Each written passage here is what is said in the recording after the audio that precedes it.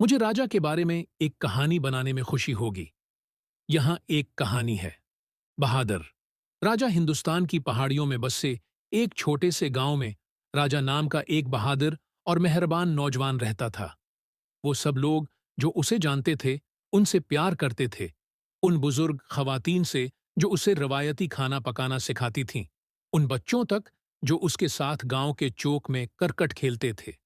राजा के वालिदैन इस वक्त इंतकाल कर गए थे जब वो बचपन में ही थे, और उनकी परवरिश उनकी समझदार और ख्याल रखने वाली दादी दादी जी ने की।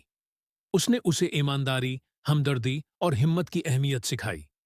एक दिन सख्त खशक ने जमीन पर हमला किया और फसलें मुरझाने लगें। गांव वाले परेशान थे और नहीं जानते थे कि वो कैसे बचेंगे। राजा मदद के लिए प्राज़म, उसने हल तलाश करने के लिए सफर शुरू करने का फैसला किया। उसने घने जंगलों में सफर किया, झलिस्ते सहराओं को उबूर किया और खड़ी पहाड़ों पर चढ़ा। रास्ते में उसकी मुलाकात मुख्तलिफ लोगों से हुई जिन्होंने उसके साथ अपनी हिकमत और इल्म का इश्तिराक किया।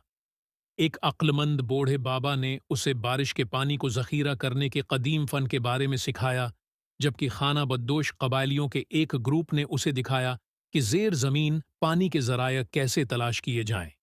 कई दिनों के सफर के बाद राजा आखिरकार अपने गांव वापस आया, इस इल्म से लैस होकर जो उसने हासिल किया था।